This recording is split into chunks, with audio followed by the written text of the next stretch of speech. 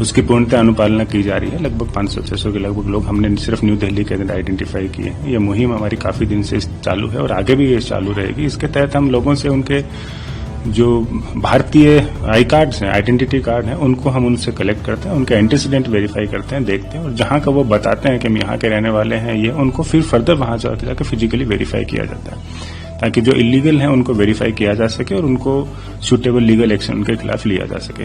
दिल्ली में लगातार अवैध रोहिंग्या और घुसपैठियों की धरपकड़ का सिलसिला जारी है। इस बीच आपको बता दें कि जिस तरीके से गृह मंत्री अमित शाह और दिल्ली की मुख्यमंत्री रेखा गुप्ता की ओर से निर्देश दिया गया है, उसके बाद से दिल्ली पुलिस लगातार एक्टिव मोड में नजर आ रही है। आपको बता दें कि जगह जगह दिल्ली पुलिस पहुंच करके जो तमाम अवैध तरीके से रोहिंग्या और घुसपैठिए रह रहे हैं उनका वेरिफिकेशन कर रही है। आपको बता दें कि इस बीच बड़ी खबर सामने आ रही है कि शाहीन बाग से लेकर के कालीबाड़ी मार्ग और संगम विहार समेत कई सारे ऐसे दिल्ली के अलग अलग लोकेशन हैं जहां पर दिल्ली पुलिस लगातार धावा बोल रही है और वहां पर अवैध रोहिंग्याओं की जांच कर रही है। क्योंकि जिस तरीके से जो एक नॉर्मल इंसान के पास, जो नॉर्मल सिटीजन होते हैं, उनके पास तमाम तरीके के डॉक्यूमेंट्स होते हैं, फिर चाहे वो आधार कार्ड हो, पैन कार्ड हो, वोटर आईडी कार्ड हो, बैंक डिटेल्स हो, इन तमाम चीजों को लेकर के दिल्ली पुलिस जो है इन अवैध रोहिंग्याओं की शिनाख्त कर रही है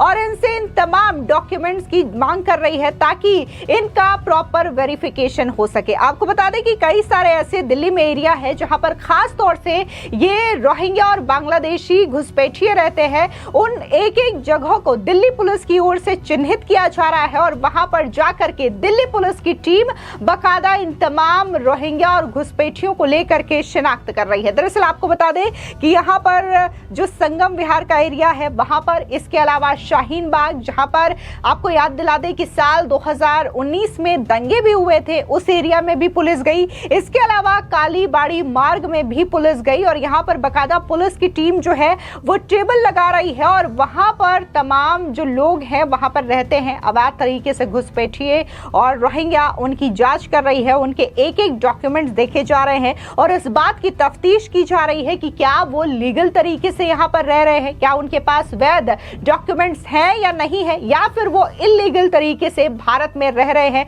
जो वीजा होता है उसका डेट खत्म हो गया है या फिर है। इन तमाम चीजों की निगरानी जो है वो दिल्ली पुलिस की ओर से की जा रही है, इसकी पूरी जांच की जा रही है। इस बीच आपको बता दें कि दिल्ली पुलिस की ओर से ये जो वेरिफिकेशन ड्राइव चलाई गई है, इसको लेकर के आपको बता दें कि डीसीपी देवेश मल्हाला का बयान भी सामने आया है। आपको बता दें कि भले ही दिल्ली के अलग अलग लोकेशंस पे ये वेरिफिकेशन ड्राइव दिल्ली पुलिस की ओर से चलाई जा रही है, लेकिन इसमें सबसे ज्यादा खास और अहम जो लोकेशन है वो शाहीन बाग का लोकेशन माना जा रहा है। क्योंकि आपको याद दिला दें कि साल 2019 में जब सीए को लेकर के प्रोटेस्ट हो रहा था, तब इसी एरिया में खास तौर से जो घुसपैठिए रह रहे थे वो बाकायदा पुलिस और सरकार से उलझते हुए ये कह रहे थे कि हम कागज नहीं दिखाएंगे। लेकिन आज नौबत ये आ चुकी है कि दिल्ली पुलिस ना सिर्फ इनके कागज देख रही है, ये लीगल है या फिर इलीगल है, इसका बाकायदा वेरिफिकेशन भी किया जा रहा है। मैंने बताया कि माननीय गृह मंत्री जी का आदेश है जो आगे फिर उपराज्यपाल और माननीय आयुक्त महोदय से भी हमें मिला है, उसकी पूर्णतः अनुपालना की जा रही है। लगभग 500-600 के लगभग लोग हमने सिर्फ न्यू दिल्ली के अंदर आइडेंटिफाई किए हैं। ये मुहिम हमारी काफी दिन से चालू है और आगे भी ये चालू रहेगी। इसके तहत हम लोगों से उनके जो भारतीय आई कार्ड्स हैं, आइडेंटिटी कार्ड हैं, उनको हम उनसे कलेक्ट करते हैं, उनके एंटीसीडेंट वेरीफाई करते हैं, देखते हैं और जहां का वो बताते हैं कि हम यहाँ के रहने वाले हैं, ये उनको फिर फर्दर वहां जाकर फिजिकली वेरीफाई किया जाता है ताकि जो इलीगल हैं उनको वेरीफाई किया जा सके और उनको सूटेबल लीगल एक्शन उनके खिलाफ लिया जा सके। और इसी के तहत जो आपने बताया था वो उन्हीं माननीय गृह मंत्री उपराज्यपाल साहब के आदेश की पालना करते हुए ही इस चीज को आगे बढ़ाया जा रहा है। सर, अब तक कितने लोग आप लोगों ने जैसे बताया कि आइडेंटिफाई किया और किस तरह से ये लोग, अगर जो लोग इसमें जो फर्जी तरीके से जो डॉक्यूमेंट बनाते हैं, फिर फर्जी तरीके से अपनी डिटेल्स देते हैं, तो उसके बारे में थोड़ा डिटेल बताएं। ये एक डिटेल वेरिफिकेशन का प्रोसेस है। इसके तहत हम जो डॉक्यूमेंट्स हैं जैसे आधार कार्ड है या राशन कार्ड हैं जो बनाए जाते हैं भारतीय आइडेंटिटी को इस्टेब्लिश करने के लिए उनको हम कॉपी लेते हैं उनकी और फिर उनको फर्दर वेरीफाई करते हैं कि जहां से ये बता रहे हैं कि हम यहाँ से बिलोंग करते हैं, क्या वास्तव में वहां से बिलोंग करते हैं, और उनकी 2-3 जनरेशन तक को वेरीफाई करने के बाद में ये एसरटेन किया जाता है कि जो कह रहा है वो सत्य है या असत्य है, और उसी के हिसाब से उनके ऊपर लीगल एक्शन लिया जाता है। अभी तक मैंने आपको बताया कि हमने लगभग 500 या 600 लोगों को आइडेंटिफाई किया हुआ है, उनका वेरिफिकेशन प्रोसेस अभी कंटिन्यूअसली चल रहा है। लगभग 200 में के लगभग उनके कागज लिए जा चुके हैं और बाकी का भी अभी कुछ दिन और लगेंगे। हम सबका डिटेल वेरिफिकेशन करके इनका कागज लेके आगे बढ़ेंगे। सर, ये काफी डिस्पाई ड्राइव है, क्योंकि इसमें लगातार आप डॉक्यूमेंट लेते हैं, उसको फिर पूरा आगे तक वेरीफाई करते हैं और खुद जा जाके आप लोग मुहिम चला रहे। कल भी देखा था कि नई दिल्ली के कई जगहों पे आप लोग की टीम जो है वो पहुंची थी।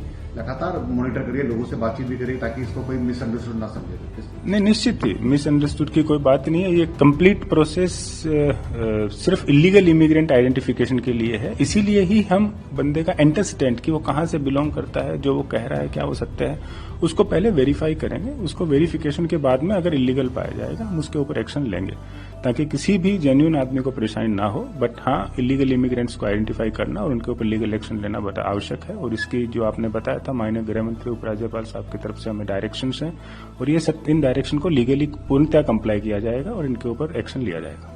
यानी कि जो लोग 2019 में ये कहते थे कि हम कागज नहीं दिखाएंगे चाहे कुछ भी कर लो, और इस नाम पे वो दंगा कर रहे थे, तो आज शाहीन बाग के उसी एरिया में पुलिस जो है इन घुसपैठियों के खिलाफ लगातार वेरिफिकेशन की ड्राइव भी चला रही है। तो वहीं दूसरी ओर आपको बता दें कि पुलिस न सिर्फ इनके Aadhaar card, PAN card, voter ID card खंगाल रही है, बल्कि इनके जो तमाम बैंक अकाउंट होते हैं, सोशल मीडिया अकाउंट्स होते हैं, इनकी भी डिटेल ले रही है ताकि मनी ट्रेल या फिर जो हवाला के जरिए ट्रांजैक्शन होते हैं, इन तमाम चीजों को लेकर के जांच की जा सके। ऐसे में जो दिल्ली पुलिस डिटेल्स मांग रही है, इसको लेकर के इन नागरिकों का क्या कुछ कहना है जो कि वहां पर अपना डॉक्यूमेंट्स दिखा रहे हैं, एक बार आप भी सुनिए। दिल्ली पुलिस क्या कुछ पूछा गया आपसे, क्या कुछ मेरे आधार कार्ड की फोटो अभी तो लाइन में लगे सर, यही बैंक पासबुक, आधार कार्ड, पहचान पत्र से मांग रहे हैं। अच्छा, ये जो बांग्लादेशियों के खिलाफ ड्राइव चल रही है, इस पर आपका क्या कहना है? आपके इलाके में भी क्या इस तरह के लोग रहते हैं? सर रहते तो होंगे सर, काफी लोग जानकारी नहीं है सर उसके बारे में। जानकारी नहीं है। अच्छा, पुलिस की टीम आपके यहाँ पहुंची थी तो उन्होंने बताया क्या क्या डॉक्यूमेंट चाहिए? हाँ, ये बताया आधार कार्ड, पहचान पत्र, बैंक पासबुक, राशन कार्ड, ये सब बताया। अच्छा, इस ड्राइव के बारे में क्या कहेंगे? ठीक है ड्राइव? ठीक है सर, ठीक, वेरिफिकेशन होना जरूरी है। जयपाल जी, यहाँ दिल्ली पुलिस की टीम आपके एरिया में पहुंची है, क्या कुछ आपसे दस्तावेज मांगे जा रहे हैं? हाँ जी, क्या क्या? तो हमारे से राशन कार्ड मांगा गया, आधार कार्ड मांगा गया और बैंक की पासबुक। लड़का हूँ मैं। हाँ जी, 22 साल। परिवार की डिटेल लिख रही है? हाँ जी, हाँ जी, पूरे परिवार की डिटेल लिखी जा रही है। 22। अच्छा, ये जो ड्राइव चल रही है अवैध बांग्लादेशियों के खिलाफ, क्या इस तरह के लोग आपके एरिया में रहते हैं? भाई देखो, अभी तो फिलहाल तो पता नहीं, कोई रहता नहीं रहता। अगर रहता होगा तो अच्छी बात है, पकड़ा जाए तो हम तो इससे मेरे को तो करीब 51 साल हो गई, 55 के करीब 50-55 साल हो गई। यहाँ पे छोटा सा आया था मैं, काफी छोटी उम्र थी जब मैं यहाँ आया था, तो जब से ही रह रहे हम यहाँ। तो इस ड्राइव के बारे में क्या कहेंगे? ड्राइव ठीक है? ये बहुत बढ़िया है सर, हमारी तरफ से तो बहुत बढ़िया। हम तो कह रहे हैं ऐसा होना चाहिए, जो बाहर के लोग हैं उनको तो पकड़ना चाहिए। ये गलत काम होते हैं, जो गलत काम ये बांग्लादेशी तो करते हैं, कौन करता है? बाहर के जो लोग आते हैं वही गलत काम करते हैं। हम तो कह रहे हैं अच्छी बात है, काम चलाया इन्होंने, अभियान चलाया, बहुत बढ़िया, अच्छा करा है। गलत काम क्यों करा? क्या काम करता है?